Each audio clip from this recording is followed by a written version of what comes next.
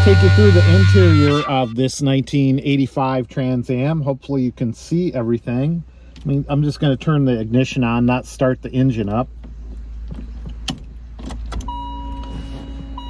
Hear the fuel pump come on, and then of course the seatbelt lights on. But kind of going through this 85 Trans Am dashboard, you got your fuel, got your water temperature, engine temperature, volts up here, oil pressure, tachometer, and then your speedometer over here, which you'll notice only goes up to 85 miles an hour. I think back in the 80s, they thought if we only give you an 85 mile an hour speedometer, you'll only go up to 85. Well, these cars could go a lot faster than 85 miles an hour, trust me. I had it that fast. It was well over 100 miles an hour. This has a 327 limited slip differential rear end in it, and a 700 R4 transmission in here, so you've got an overdrive transmission. Going over a little bit more here to the left, I'm not sure you can see the button, but the car does have pop-up headlights. I think you can see that in the shot and hear them. And then of course you got the interior lighting, which dimmer light right here. It does have a tilt steering wheel, of course the horn. And then over here on the stalk, not sure if you can see that. Let me see if I can. There, you can maybe see it now. It's got the cruise control, so you can control the wipers, the washers, the cruise control with accelerate and resume on there, so you got everything you need as far as cruise control goes. Over here on the doors, a little further out, I can, a little further out, got the unlock and lock automatic doors there for locking. And then going down to the transmission here, well, I'm gonna put the transmission in gear so I can show you the radio. Of course, the radio is AM/FM performance sound with graphic equalizer and cassette deck.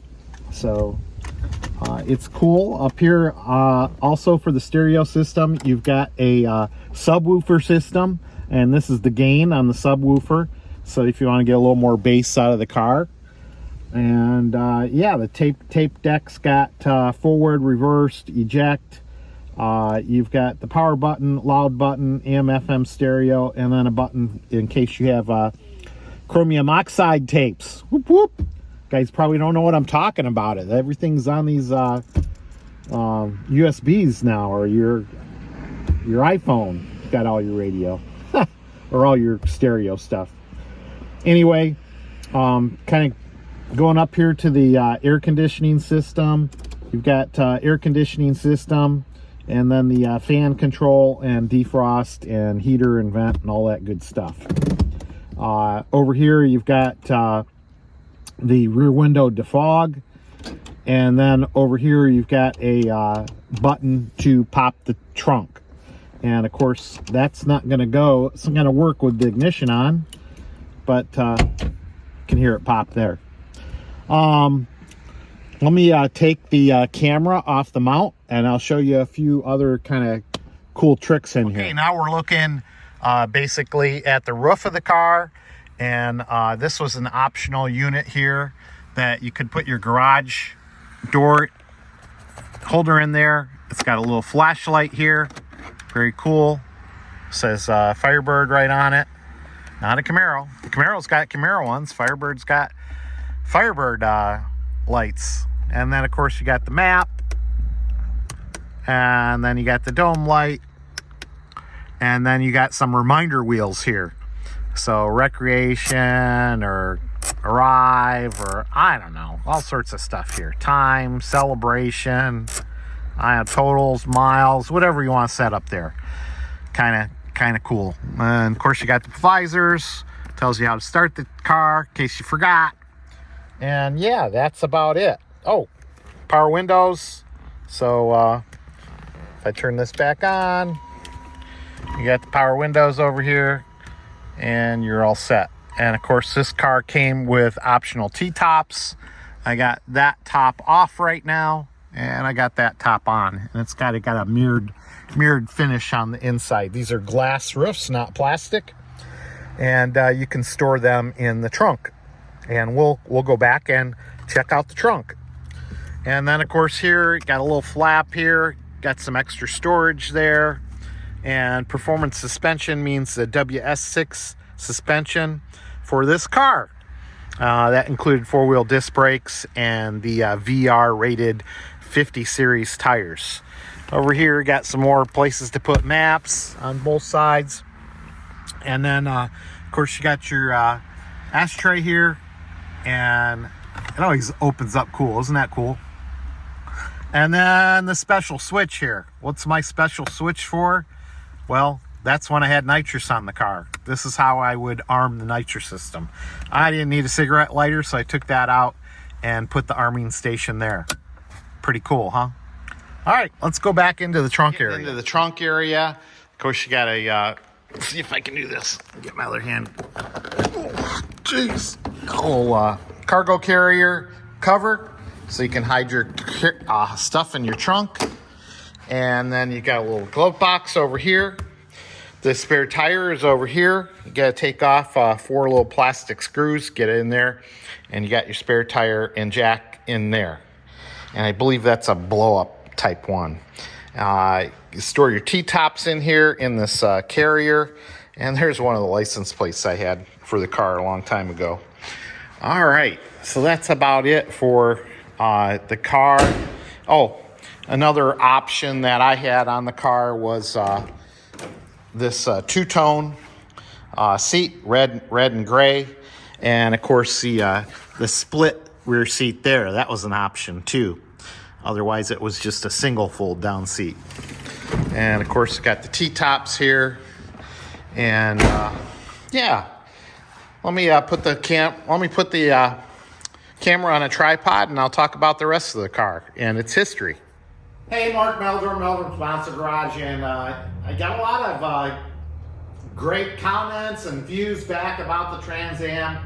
So apparently there's some interest in these 80s cars. So I thought I'd tell you the story about how I got this car, and it's been with me for the last 40 years. Bought it brand new. Basically, how I got this car was Mom and Dad had an agreement with all of us boys that if you graduated from college, you're going to buy you a car. And my first brother, he got a 1970 SS Chevelle convertible in 1970, and that was a really cool car. My brother Jay got a Firebird Formula. I think that was a 71. It was a blue car. And I'm not sure what Rick got a lot of cars over the years. I think one of the things he got out of the deal was he got a trailer out of the deal. Mom and Dad kind of pulled a fast one on him. Dad got transferred up to Michigan in 1969 while my brother Chick was in college and my brother Rick was in college. And Rick was commuting, I believe, downtown to Cooper Art Institute. And he didn't have any place to live, so Mom and Dad had to get him a place to live before they moved up to Michigan. I think that's what he got out of the deal. But Rick's had a lot of cool cars over the years anyway. This car came to me after I graduated from college. Mom and Dad had a 1983 Pontiac Trans Am, and yeah, I talked them into it. It was black and gold. It was the coolest car, and it was basically Mom's primary car and my primary car. And man, that was a cool car. But in 1985, when I was graduating from college, they came out with the tune port injection. And holy moly, I had to have this car. So went down to the dealership, and I don't know when it was early January or so, and we ordered this car. My dad had passed away the year before in '84, but Mom was still going to get me the car, and we traded in her 1983 Trans Am on this 1985 Trans Am. And I've got the original sales receipt right here from Llewellyn Motor Company in Lorain, Ohio. And I'll show you a picture of this. But basically, it was ordered, special ordered, $17,533. I got every single option you could think of on this car. But then something happened. While we were waiting for the car, the dealership called up and said, "Hey, Mark, I know you wanted an electronic dash and a antenna that went up and down automatically, but those are on a 8 to 10 week hold, and we don't even know if we're gonna get it done by then. So if you want the car, you're gonna have to accept it with the regular gauge package," which I decided to do. So in May 15th is when I took delivery of this car. I'll never forget driving down to the dealership, and I saw the car on the trailer and watched them pull it off, and I was kind of in awe, but I looked a little closer and the hood seemed to be a different color than the rest of the car. And I started inspecting it with the dealership, and you could see where they had repainted this hood somewhere at the factory. It was a different color tint than the rest of the car. The hood had like a reddish white tint to it, and the car had like an Arctic white, very pure white. So I said that's not going to fly. So we waited another week while they reshot the hood, and they nailed it. They did a good job. So then I went over there and I picked the car up. The price of the car was $17,533 on the window sticker, and of course the GM discount. My dad was an exec at GM, and he got a $2,734 discount, bringing the car total price to $14,803. $325 in taxes, $10 in registration, and total price of $15,138. And then of course had put a $100 deposit on it.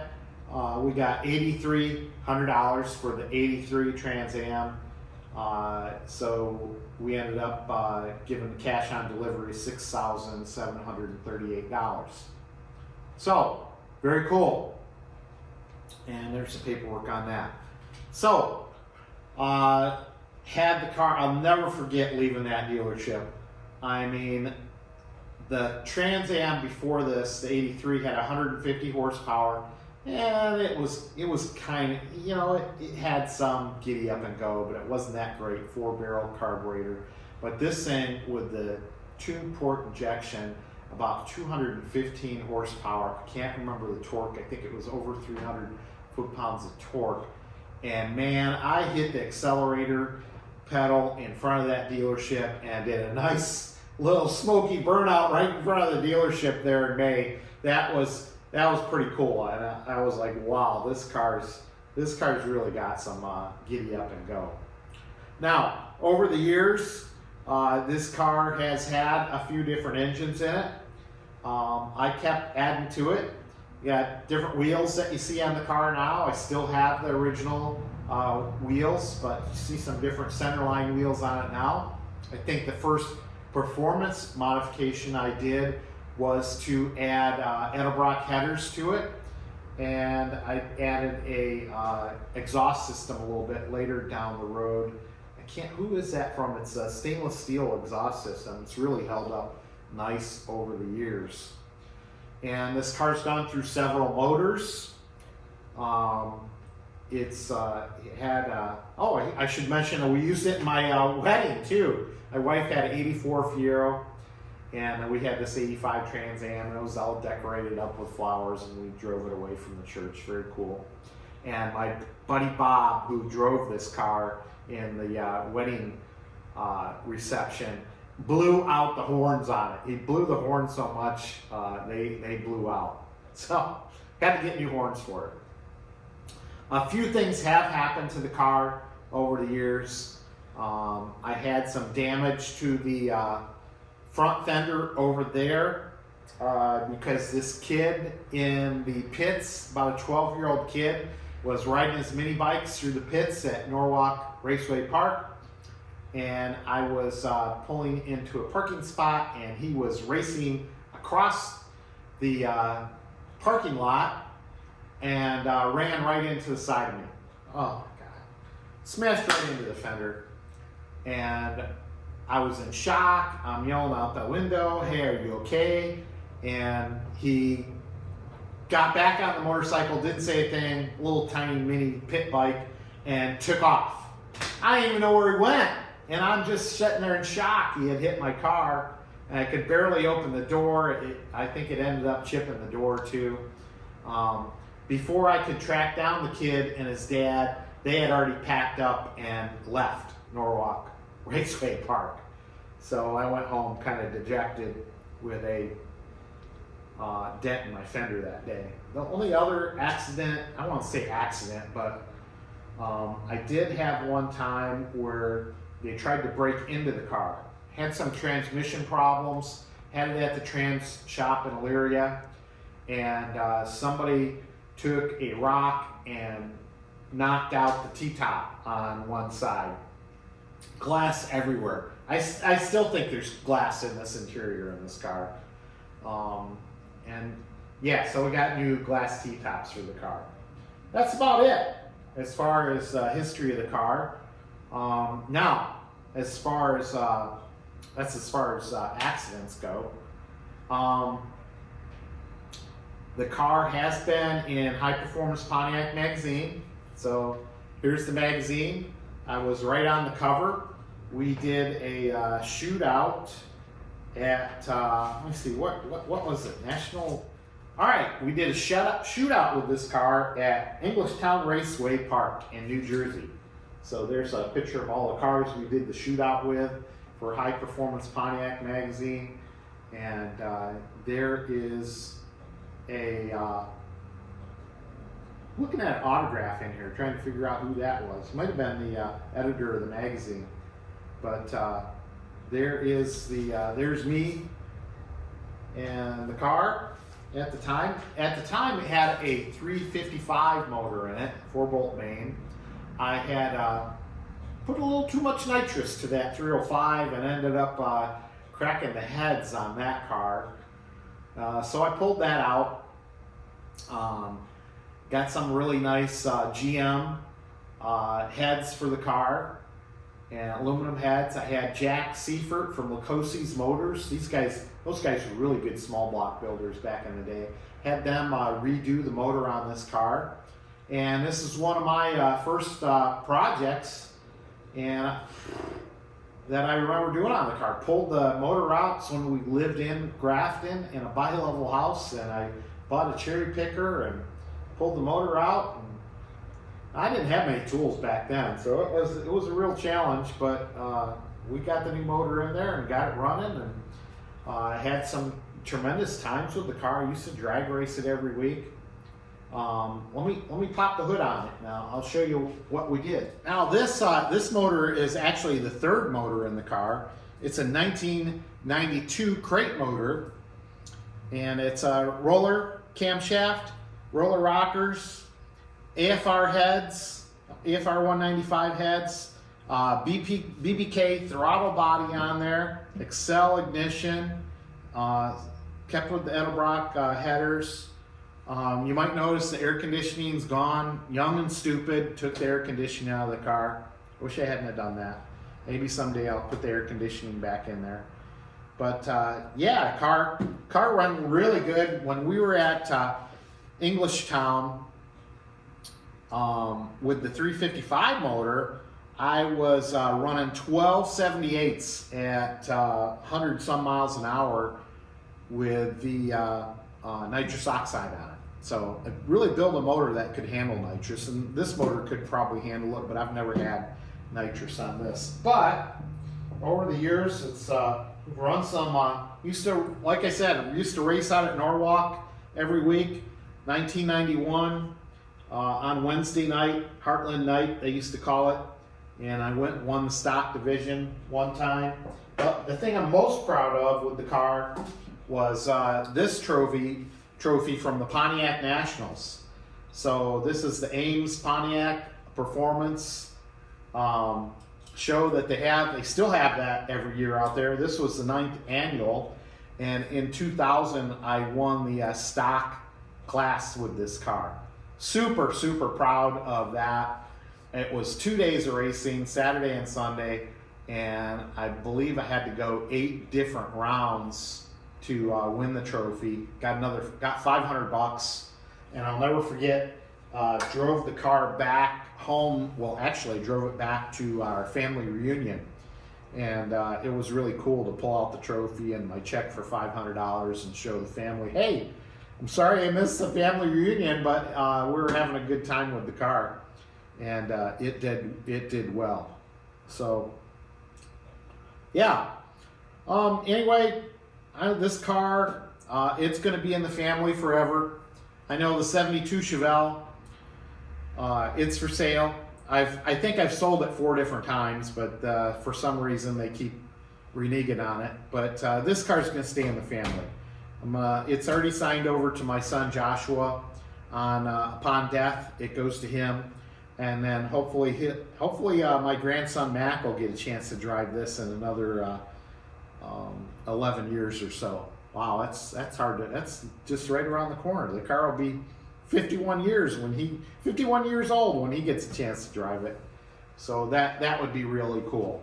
We did have the car at McCacken. Josh and I took it there as a day 2 car. And they were looking for family-owned day 2 cars, and we had it on display there. And we had it judged, and it got a silver. I mean, this is a driven car. You know, it's not the kind of car that looks like it just came off the showroom floor. It's been driven. It's only got 29,600 miles. Not driven a lot, but yeah, it's been driven hard. Anyway. Hopefully you enjoyed that story. I'll try to edit this together, and I'm not sure what we're going to do with this car right now. Probably just drive it and enjoy it, and just so super happy that it's running good again. And you know, I wouldn't mind finding another one of these Trans Ams. I always wanted them. I almost traded this in on the '89 Turbo Trans Am. I couldn't quite muster up the money. Mom was like, "No, I'm not giving you the money for that." So I can't, but because she got me a beautiful car, and I thank her for that. So anyway, Mark Meldrum. All right,